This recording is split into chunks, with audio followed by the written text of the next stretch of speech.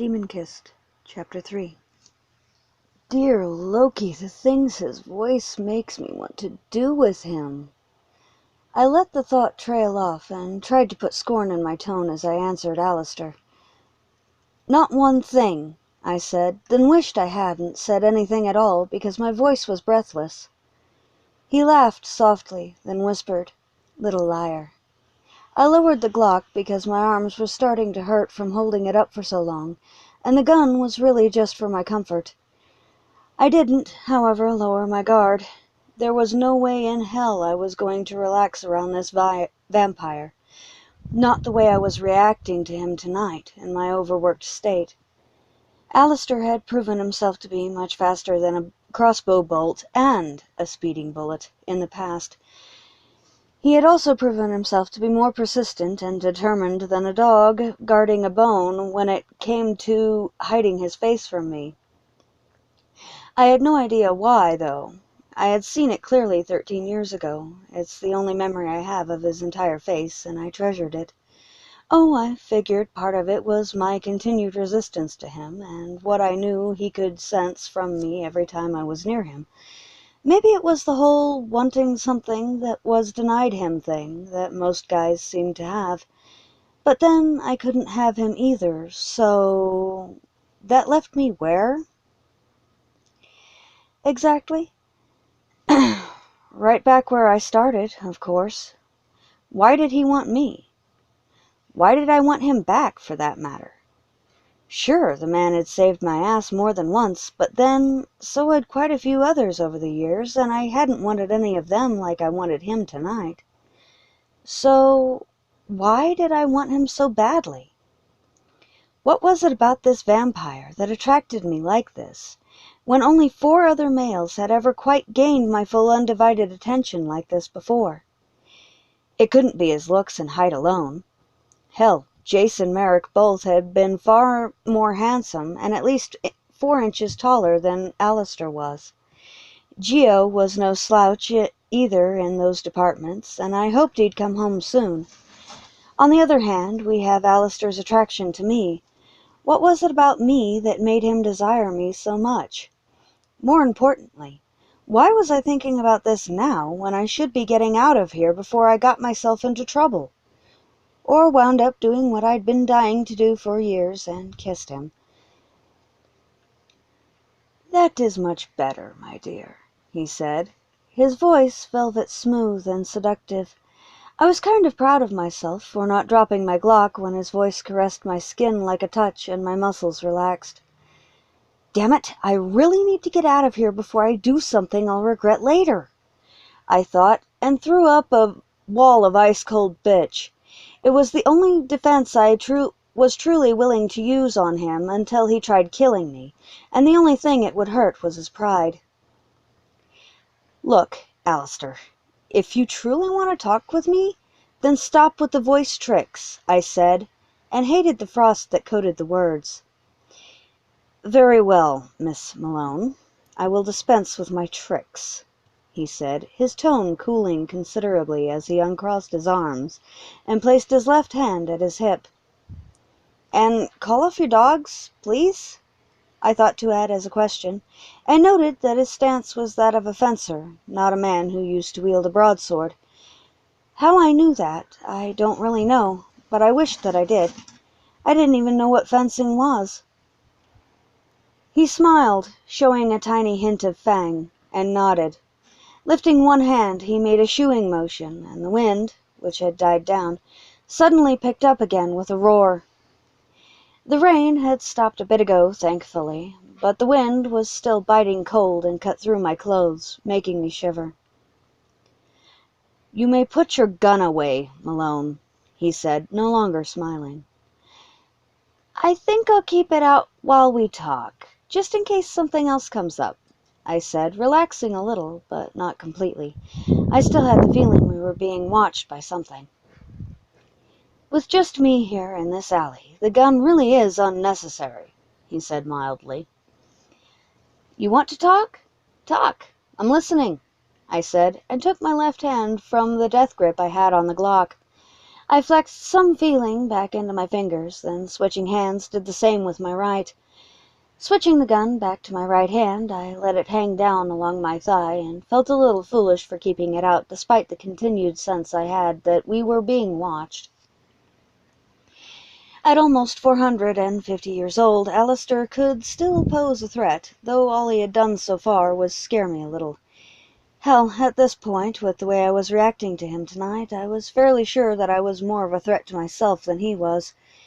With that in mind, I focused my gaze on the center of his chest, avoiding eye contact. I had a feeling that if I looked into his eyes right now, I'd just fall into his arms and kiss him on my own like I wanted to. The last thing I needed was to end up in his arms, or his bed, and then have to hunt his ass down later on. That would majorly suck, and this year already sucked big time. I didn't need more suckage, thank you. Really, Malone, I would feel a lot better if you put the gun away, he said. Officer Malone, I said, correcting him, and I feel better with it out in my hand, McIntyre. Honestly, I don't want to hurt you, he said, then added, or eat you. That leaves sleeping with me. Do you want to sleep with me? Is that it? I said. No. All I want at this moment is to speak with you for a while and enjoy your company. I had no other motive for sending one of my people to get you, he said. Yeah, right. I'm not going to believe that. You've been on me like white on rice since the night we met 7 years ago, I said. We had actually met several years before that, but I wasn't supposed to know that he'd saved my ass back then. Though, to be completely honest with myself and the universe, I was more than a little disappointed by his answer, and I was beginning to feel a tad ridiculous, just standing there with the dang gun in my hand. I did have several knives that I could use to defend myself, or him, if I needed to. 2 of them could be released from under the sleeves of my jacket, and 2 others were sheathed at my thigh. After thinking about it for a minute, I holstered the gun and drew one of the blades from a thigh sheath. Alistair glanced at the knife, but said nothing, feeling as though I had just made a mistake. But deciding to trust him a bit more for now, and to ignore whatever was watching us, I turned my back on him and started walking back the way I had come. I had a comatose kid to check on, and a patrol to finish. He had said he didn't want to hurt me, and, for reasons that I could never name, I believed him. I always believed him when he told me something like that. I knew I wasn't fast enough to pull the gun again if he decided to attack me, but as I mentioned before, he was faster than a bullet. So the gun wouldn't do me any good anyway. Even now, at point-blank range, the gun would probably be useless against him or any other master vampire. With him this close to me, the knife would maybe give me some kind of a fighting chance if he turned on me. Slim though the chance probably was, it was still a chance, and if we ran into trouble, well, at least I'd feel like I was helping him protect us both. After a few steps, I sensed him fall into step with me and tensed a little. It looked like he was really intent on talking to me after all. So I waited for him to speak and thought about my endless list of things I still needed to do in the next few days. After walking beside me in silence for about a block, he spoke. You know, not too long ago, I, and those like me, were the scariest things to roam the night, and now we are commonplace, everyday beings. Some even consider us normal. He said the last word as though it left a bad taste in his mouth. Not that I blamed him. Who would want to be normal when they knew they were superhuman?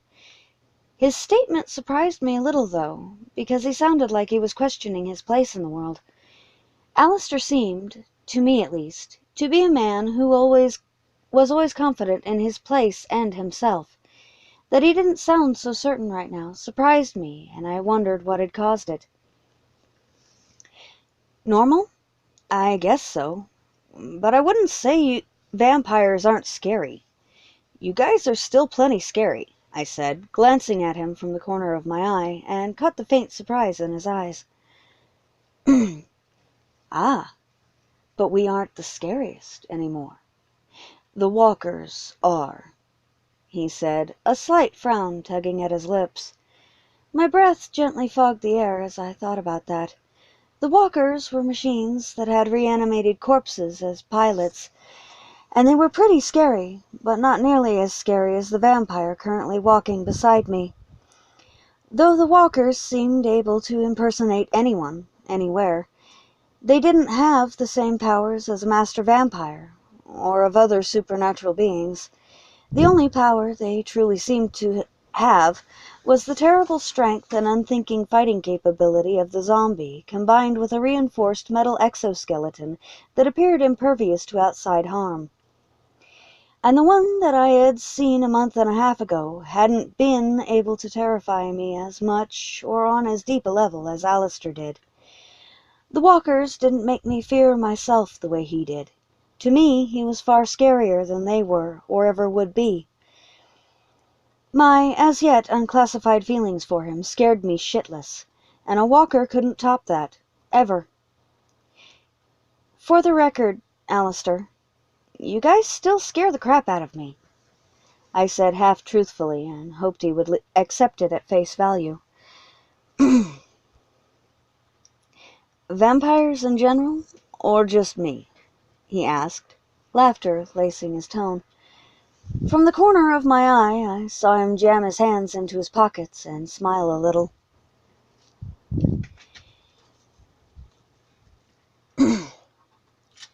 You, along with several wares I had the misfortune to hunt, I said dryly.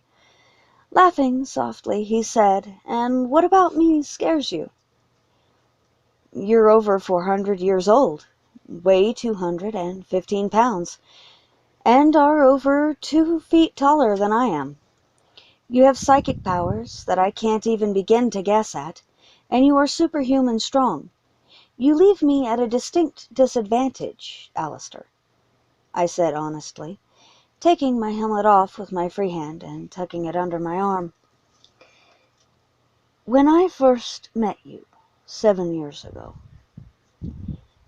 I would have never believed that you feared me for any reason at all, let alone for the ones that you just listed. And I still don't believe it. And you did not truly answer my question, Aaron, he said softly. Despite the warnings I had given myself about relaxing in his presence, I suddenly realized that I had done just that while we were talking, when I saw him reach to put his arm around my shoulders from the corner of my eye. Don't, I said, stopping and catching his wrist in my gloved hand. My skin tingled at the contact through the glove, and my blood caught fire in reaction. I had turned slightly toward him to catch his wrist, and it left me standing partially facing him, with my back partially facing the warehouse wall behind me. Not a good position to be in with him, with my hormones doing what they were doing tonight. Don't touch me, Alistair. Just don't touch me. I've had plenty of practice in not showing fear since the world went to shit, and I'll be damned 3 times over before I ever admit what truly scares me about you, I said softly, releasing his hand. Turning away from him again, I continued walking and tried to get my mind back from the gutter where it seemed to want to stay. Fantasies were good and all when I wasn't on the clock, but this was just silly. Why? Alistair demanded as he caught my arm in a hard grip and made me drop my helmet. I didn't wince at the biting pressure of his fingers on my arm, but I wanted to, and hated the fact that I had to appear as though nothing he was doing hurt me physically. I was supposed to be a tough female hunter, not a shrinking violet. Using his grip on my arm, he swung me to face him, and I didn't fight him as he turned me around. I did keep my eyes at chest level, though, and wished his shirt was tied properly closed. It would be less distracting that way. Why, what, Alistair? I asked, and let my breath out slowly when he released my arm. Why won't you tell me, truly tell me, what about me frightens you so much that you won't even let me put my arm around your shoulders, when I have seen the demon do the same, time and time again? he asked, pushing me a little roughly into the wall behind me and placing his hands on either side of my shoulders. My heart skipped and then did a slow roll in my chest. Little warning sirens began to go off in my head when he leaned into me and bent his head to sniff my hair. My stomach did a slow flip and tightened when he hummed happily. "Alistair?" I said warningly, bringing my blade up with the tip pressing lightly into the fabric of his shirt and making him lean back a bit. He growled low in warning, and I shivered as the sound washed over and through me, heating my blood further. It had been bad enough having one of the floor managers at the club hanging around me whenever I'd gone there months ago, but this was getting really old, really fast. Raz had turned me on, but not like this. Not by just being near me, and definitely not while demanding answers I couldn't give him right now.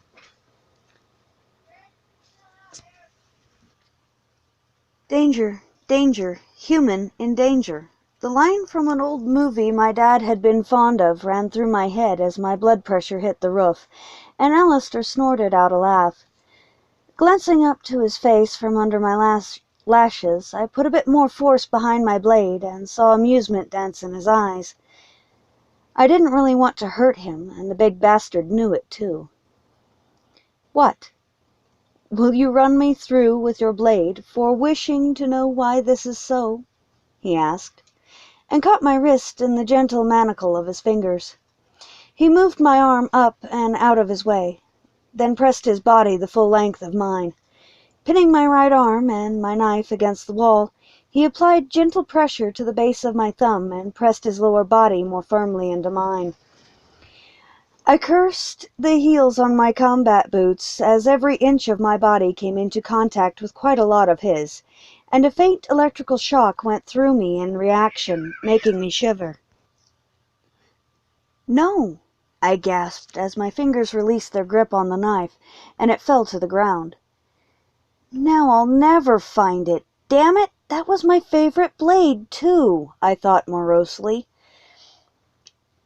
"Tell me why, and I will let you go, Aaron," he said, and laced his fingers with mine. "Alistair, stop this," I said, half begging, half demanding, and tried to free my hand by pulling my arm down. No good. There just wasn't enough force behind my arm to get my hand free. "Tell me, damn it," he growled, his lips brushing my left ear as he spoke, and then he kissed my neck gently. My pulse picked up speed and my breath stalled for a second. "Fine. The demon, as you insist on calling him, is my best friend, and I trust him completely to never hurt me or turn on me," I nearly yelled, and he pulled back in surprise. Damn, I hadn't meant to say that last part, I thought, and drew in a deep, calming breath that was infused with Alistair's scent of lightning and old books. Leaning my head back against the wall, I closed my eyes and continued in a quieter tone. "I trust him, period, Alistair. That is why he gets to touch me and you don't." I opened my eyes as I said the last and reached for my belt and the silver stakes I had there. Moving faster than I could blink, he grabbed my wrist and stopped me. This was bad, I thought, as a slow heat ignited low in my stomach and my muscles relaxed instinctively. I had no idea what he was going to do, now that he had me right where we both wanted me to be.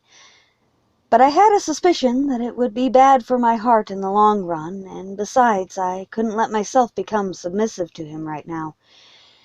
I'd be giving myself away, and I knew it. I couldn't risk it.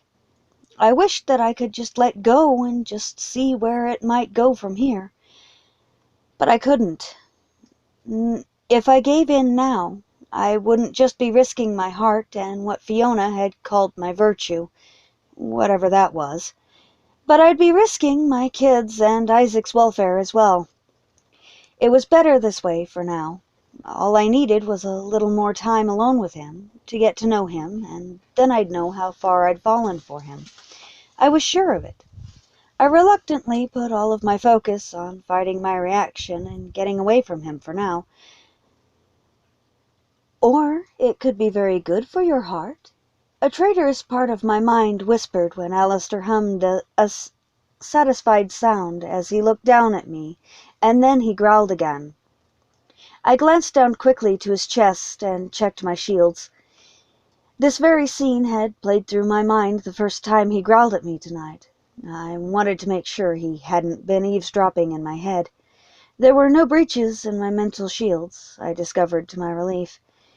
Then how did he know just what to do to turn my brain into lust-filled mush?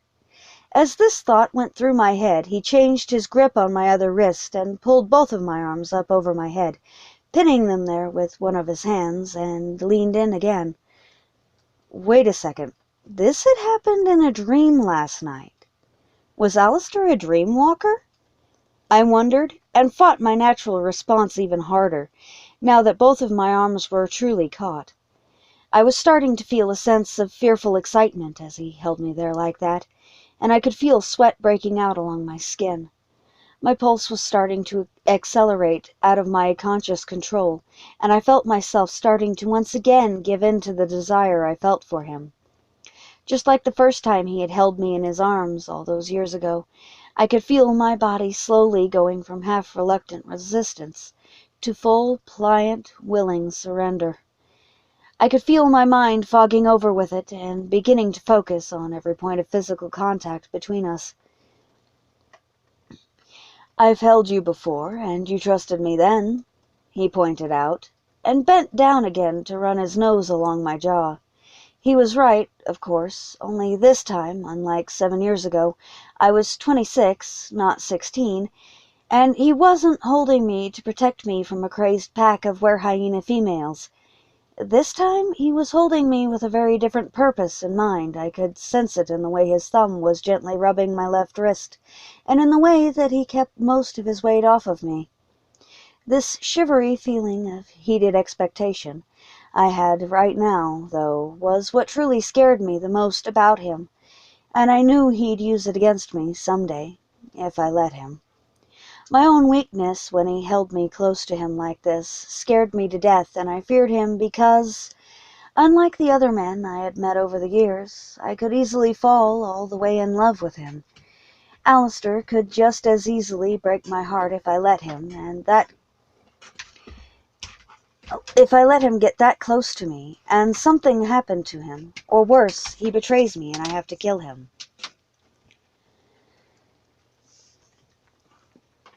Back then, you were the better choice of death. Now back up and let me go, I said, trying to make my voice firm and bucking against him. Oh, big mistake, my girl, very big mistake, I thought as my knees turned to rubber at the increased contact with his body and my breathing became more ragged. Pressing back into the wall to avoid further contact, I tried to clear the haze of desire from my mind and analyze the position I was in. The difference in our heights was partially negated by my boots, putting my nose level with his throat rather than his chest, and he had me penned with his hips against the wall.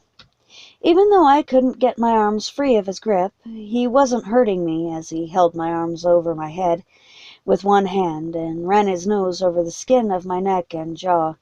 He was just driving me insane with the desire and making it very hard for me to think my way out of this position I was in with him.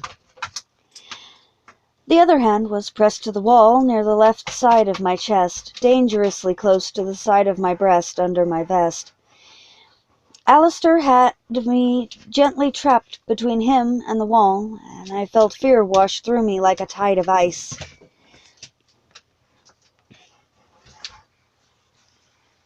Fear of myself and what Alistair could do to my heart if he ever found out what his nearness like this did to me.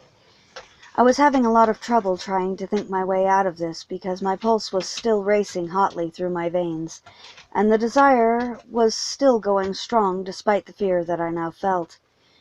With both of my arms pinned, I couldn't get any of my stakes free, and my knife was on the ground somewhere, useless. Not that I thought I would have the will to use either weapon on him, even if I had it in my hand. But I still had options. I knew I did. I just had to think past the heated haze coating my brain and remember what they were. He suddenly shifted his weight and took his free hand from the wall. Placing his finger under my chin, he tipped my head back, probably so that he could look into my eyes, or maybe just to give him better access to my mouth and throat. The desire and fear I felt tripled at that thought, and goosebumps broke out across my skin.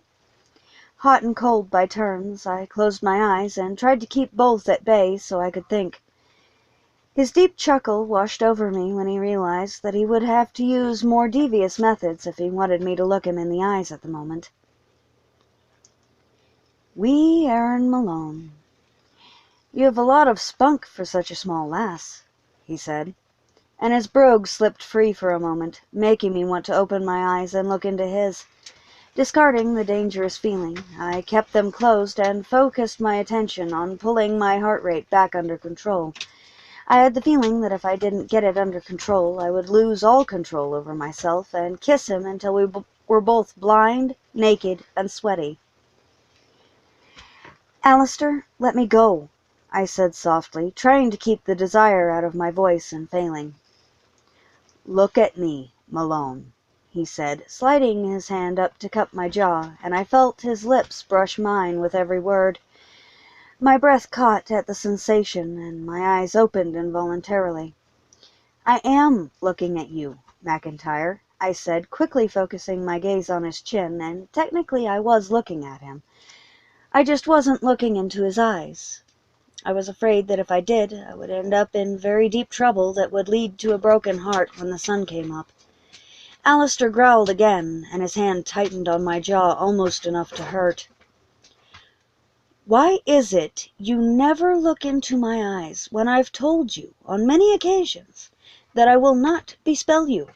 he asked, his breath fanning my face gently as he spoke. "Most vampires lie," I said, swallowing, though I had been looking into his eyes off and on the entire time he'd been near me tonight. My desire was beating back the fear now, tripling my heart rate again, and a panicked voice in my head was screaming at me to either run as far and as fast as I could away from him, or just give in and kiss him. The still sane part of my mind pointed out that I still had one weapon at my disposal. It took me a moment to remember what that weapon was, because I never intentionally used it. Then it hit me. I was telekinetic.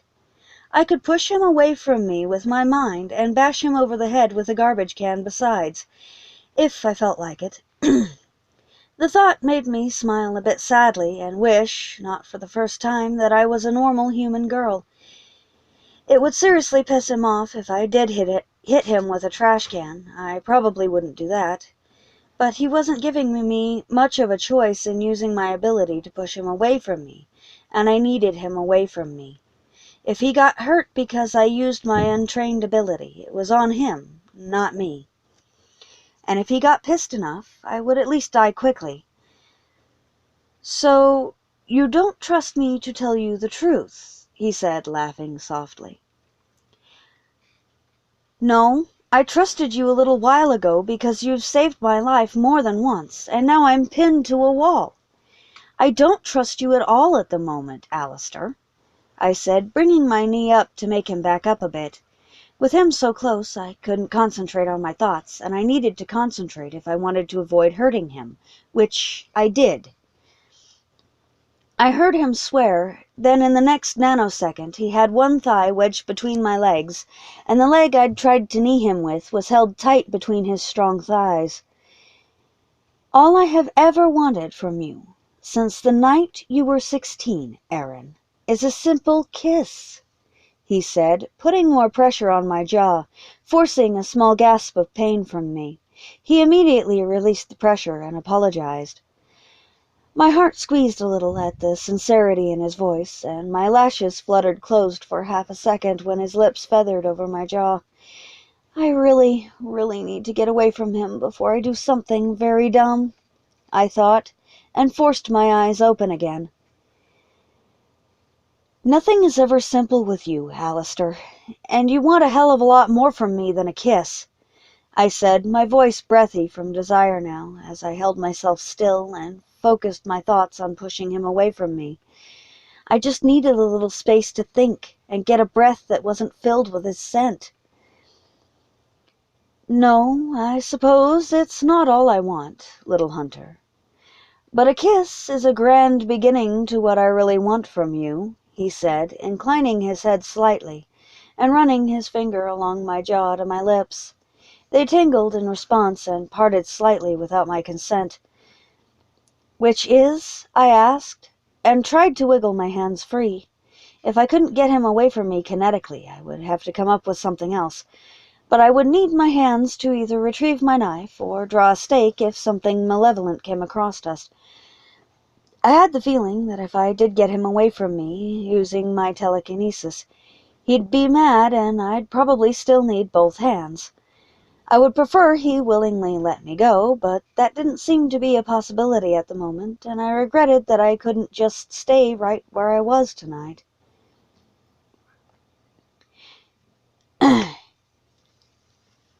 Everything. I want your heart, your body, and your soul. I want all of you, Aaron, he whispered, and wrapped his hand lightly around my throat as he leaned forward. You can't have me, Alistair, I said breathlessly, and was happy that the word yet didn't come out with the rest of that sentence. The yet would have gotten me into very big trouble. And why is that? He said softly, his lips touching mine. Because I don't like you, I said, my voice still breathy as I told that lie, and I felt a little sick from telling it as I hit him telekinetically.